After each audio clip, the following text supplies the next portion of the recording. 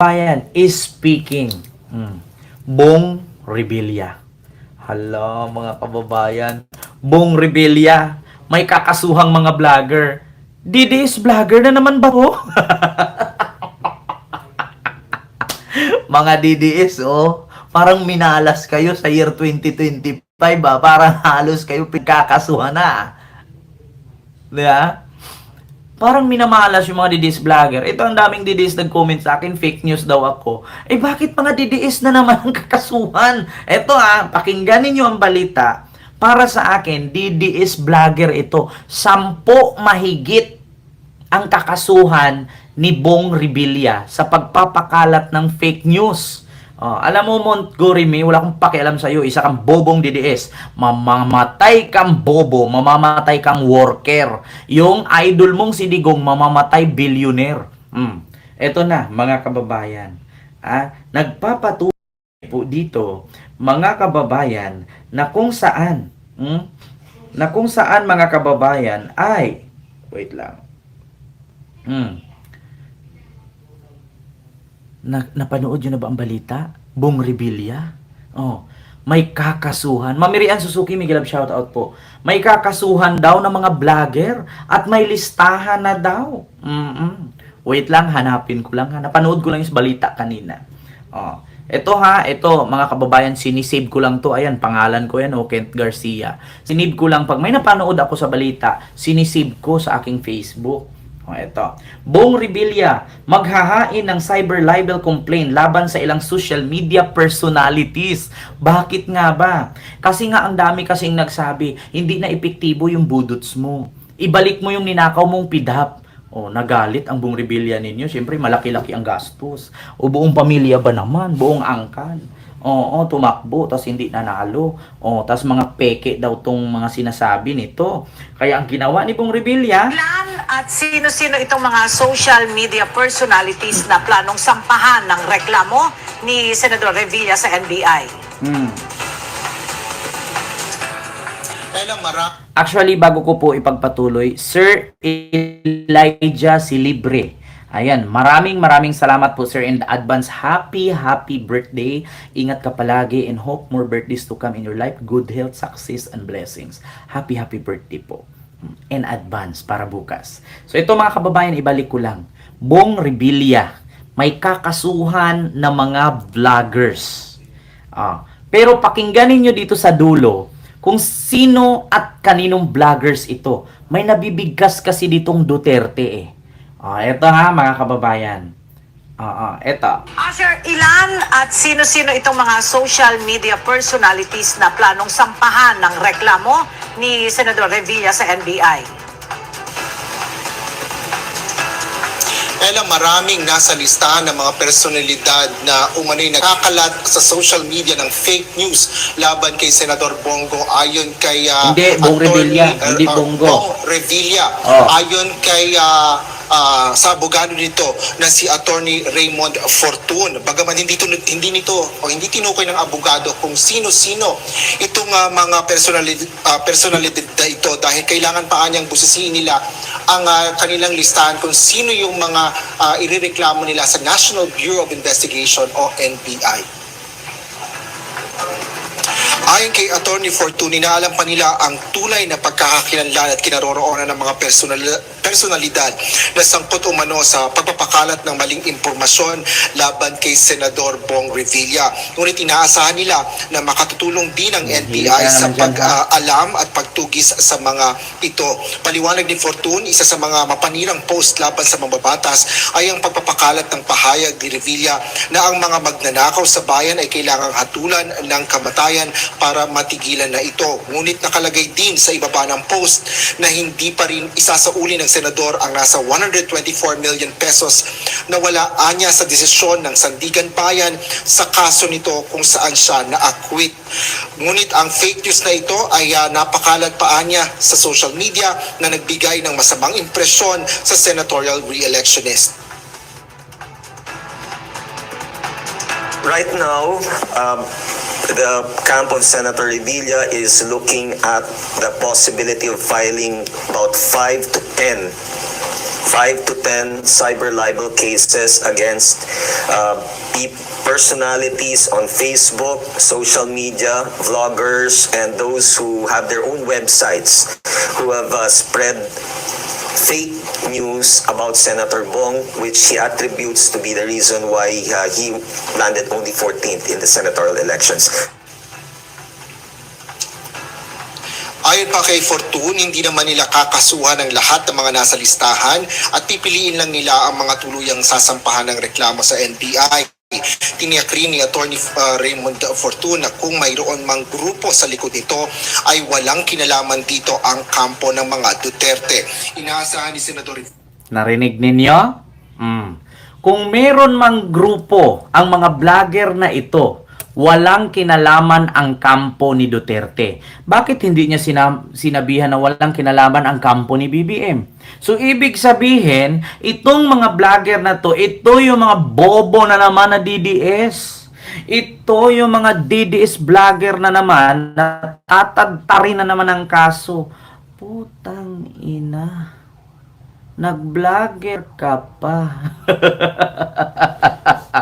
Bakit nagbigkas siya dito na kung meron mang grupo, itong mga vlogger na to, walang kinalaman ang kampo ni Duterte. So, ibig sabihin, mga DDS vlogger nga, 10 na vlogger.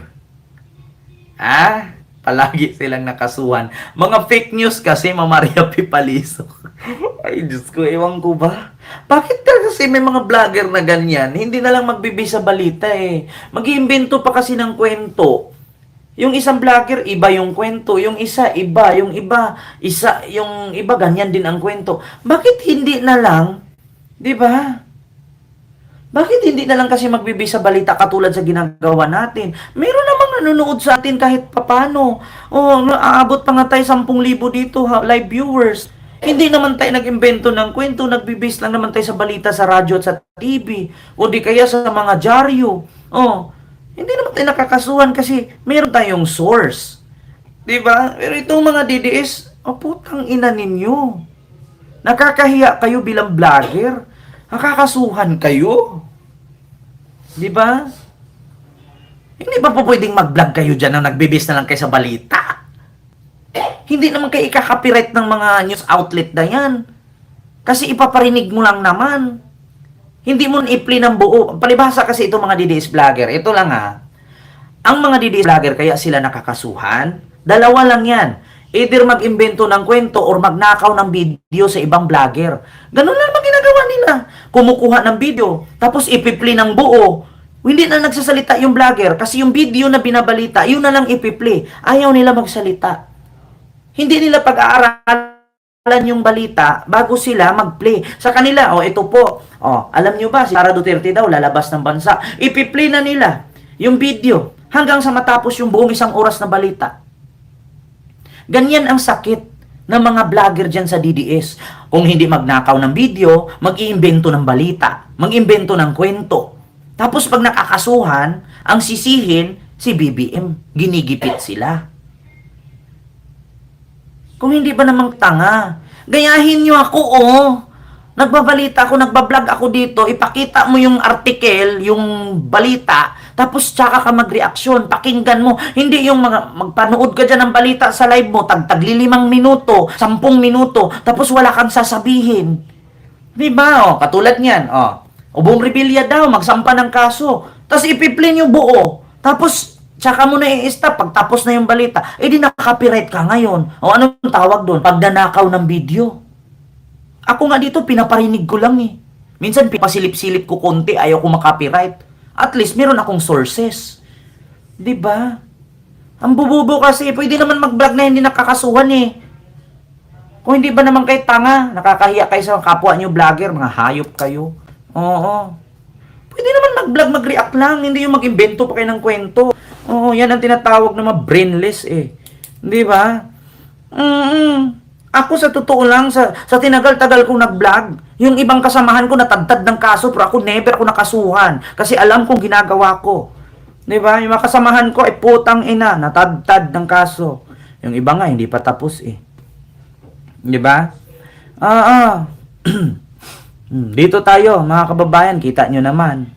Bong Revilla.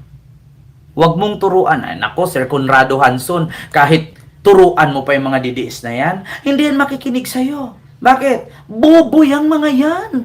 Oo. Alam mo ba sa mga DDS, pag nagsama-sama yung mga puro DDS na vlogger, puro yabangan lang yan. Ako may kotse ganito, ako may bahay ako ganito, ang alahas ko makapal, pero tadtad sa kaso.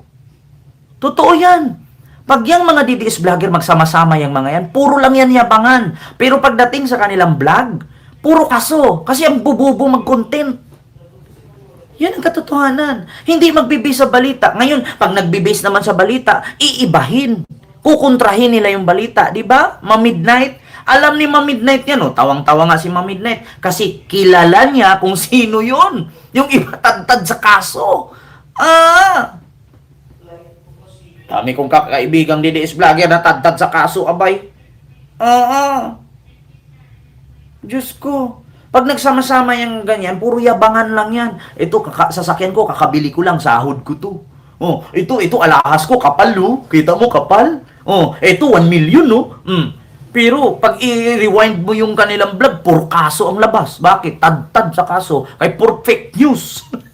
Tapos ako pa sasabihan ng vlogger na kakilala ko, fake news daw ako. Aba, kung ako fake news, ba't ikaw tad ka ng kaso? Oh, sige nga, kung ako fake news, ba't ikaw apakami mong kaso? Hindi pa nga tapos yung isang kaso, di ba? Ma-midnight? Hindi pa nga tapos yung isang kaso, nakipag-friend na lang doon sa nagkaso eh. Para matapos yung kaso eh. Aba? Hindi ako katulad sa kanila. Kung ako nag-fake news, aba, edi sana ako nakasuhan. Ba't sila tad-tad? Aba si Ma-midnight, alam ni Ma-midnight yan. Oh, di ba? Tumatawa siya. Kilala ko yan. Ay, nako. Huwag na tayo mag-mention. Oh, meron na namang atakihin sa live. Puputok na naman yung ugat sa liig. Wala pa namang viewers. Kaya nga, alam mo, Ma-midnight, binira ako. Kung tsaka patapos eleksyon, tsaka ako binira para tumaas ang views. Ay, nako. Ha? Hindi nagwagi. Bakit? Paano ba naman magwawagi? Hindi marunong mag-vlog kung walang bigay na content ni congressman, content ni mayor, content ni president. Hindi nagbabasa ng comment. Hindi nagbabasa ng comment. Isa-shoutout ka lang pag nagpapalipad. Kasi pag nag-live yan siya, kapag nag-live yan siya, tuloy-tuloy. Kasi pag nagbasa ng comment niyan, na mental block. Mawawala sa topic, mawawala content, tapos fake news na nga, nagkamali pa. Hindi niya kayo masasagot kasi. Alam ni Ma'am Maria P. Palisok yan. Nako, Ma'am Maria P. Ma'am Agnes, alam mo yan. Ma'am Lilito Nini. Yaan mo na nga yung mga yan. Buhay nila yan. Hindi natin mangialam dyan.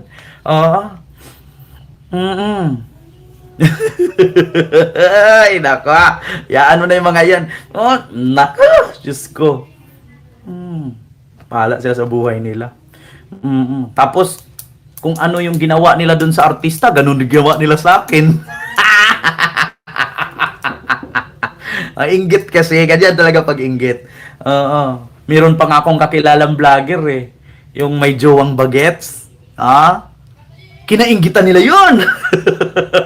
Yung may house in lot at may car na yun. Kinainggitan nila yun. Kasi hindi nila kayang abutin. Sila kasi, wala mga trabaho, mga tamad, puro lang hingi, puro parinig.